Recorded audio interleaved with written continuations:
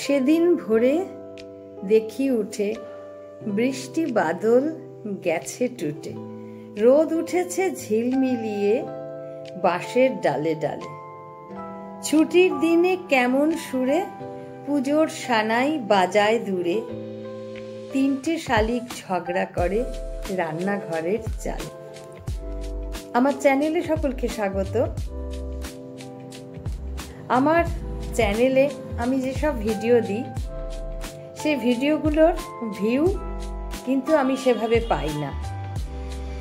তাই রবীন্দ্রনাথের এই কবিতাটা আমি তোমাদের কাছে বললাম। সেদিন ভোরে দেখি উঠে বৃষ্টি বাদল গেছে টুটে, রোদ উঠেছে ঝিলমিলিয়ে বাঁশের ডালে ডালে। যদি কোনোদিন দেখি সকালে যে আমার ভিডিওর প্রচুর ভিউজ হয়েছে, সেদিন তো অবশ্যই আমি খুবই খুশি হব। কিন্তু কি করলে আমার ভিডিওর ভিউজ বাড়বে সেটা আমি ঠিক বুঝে উঠতে পারছি না, বা কেন হচ্ছে না সেটাও বুঝছি না। আজকাল দেখছি ইউটিউবে বা ফেসবুকে বিভিন্ন জনে বিভিন্ন রকমের ভিডিও দিচ্ছে, মানুষের মনোরঞ্জন করার জন্য বিভিন্ন রকমের জিনিস। সেটা সবাই জানো কে কি ধরনের ভিডিও দিচ্ছে, সেটা বেশি মানুষ দেখছে, ভিউজ হচ্ছে। আমার যেহেতু সাদামাটা ভিডিও, তাই হয়তো সকলে সেভাবে পছন্দ করছে কিনা আমি ঠিক বুঝতে পারছি না। আমাদের ছোটবেলায় কারা দেখেছো আমি সেটা জানি না, আমরা দেখতাম ছোটবেলা ফেরিওয়ালা রাস্তা দিয়ে অনেক কিছু জিনিস ফেরি করত ডাক দিয়ে। কাঁসার বাসন ছিল তার মধ্যে একটা অন্যতম।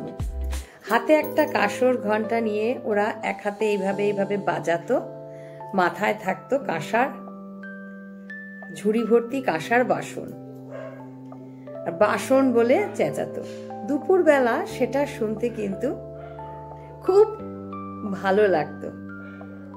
যেমন রবীন্দ্রনাথ ঠাকুর লিখেছেন, শীতের বেলায় দুই প্রহরে দূরে কাদের ছাদের পরে ছোট্ট মেয়ে রোদ্দুরে দেয় বেগনি রঙের শাড়ি, চেয়ে চেয়ে চুপ করে রই তেপান্তরের পার বুঝি ওই, মনে ভাবি ওইখানেতেই আছে রাজার বাড়ি।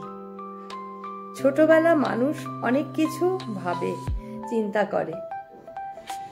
আজকে আমি ছোটবেলার সমস্ত কবিতাগুলো বের করে পড়ি এবং মনে হয় সত্যি তো তাই। ছোটদের মনের কত প্রশ্ন, কত জিজ্ঞাসা, কত জানার ইচ্ছা, তাদের অভিনব সেই সমস্ত প্রশ্ন এখন আমার মনে ফিরে ফিরে আসে। যেহেতু আমার ঘরে ছোট্ট নাতি আছে, তাই তাকে আমি এই সমস্ত কবিতাগুলো রবীন্দ্রনাথের শোনাই।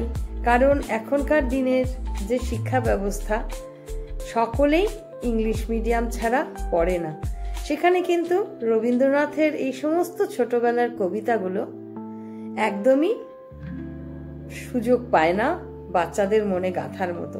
তাই আমি চেষ্টা করি যে এই সমস্ত কবিতাগুলো তাকে শোনানোর, যাতে তার ভালো লাগে। রবীন্দ্রনাথ ঠাকুর কত কিছু চিন্তা করে এই সমস্ত কবিতাগুলো লিখেছিলেন, সেটা আজকে আমি এই বয়সে এসে আমি উপলব্ধি করতে পারি। তো বন্ধুরা, তোমরা আমাকে তোমাদের মূল্যবান পরামর্শ অবশ্যই দেবে। আমার চ্যানেলে যারা নতুন তারা দয়া করে অবশ্যই আমার চ্যানেল সাবস্ক্রাইব করো, যাতে আমি উৎসাহিত হই।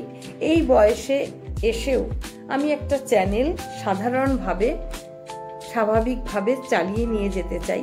কিন্তু সকলের উৎসাহ না পেলে, দর্শকদের ভিউ না পেলে কিন্তু তখন সেখানে ভিডিও করার ইচ্ছা খুব একটা জাগে না। তখন মনে হয় থাক। কিন্তু আমাদের মতো বয়স যাদের, তারা বাড়িতে মোটামুটি একাই থাকো। এই একাকিত্ব কাটানোর জন্য কিন্তু আমি ভিডিও করি, তোমাদের সাথে নানান রকম কথাবার্তাও হয় কমেন্টসের মাধ্যমে, ভালো লাগে আমার। যেতে যেতে নদীর তীরে ব্যঙ্গমা আর ব্যঙ্গমীরে পথ শুধিয়ে নিতেম আমি গাছের তলায় বসে। তাই তোমাদের কাছে আমার এটাই পথ শুধিয়ে নেওয়ার বা জিজ্ঞাসা যে তোমরা আমাকে গাইড করো, যাতে আমার ভিডিও আমি এগিয়ে নিয়ে যেতে পারি এবং আমার ভিডিও যেন দর্শকদের মনে স্থান করে নিতে পারে। আজ এই পর্যন্ত। সকলে ভালো থাকবে। এখন শীতকাল এসে গেছে, শীতের আনন্দ সবাই উপভোগ করো বিভিন্নভাবে। শীতের রোদ পুহিয়ে, রোদ তো এখন পাওয়াই যায় না, রোদ এখন সকলের বাড়ির বাইরে এমনভাবে চলে গেছে যে ঘরের ভিতরে রোদ পাওয়া খুবই দুষ্কর।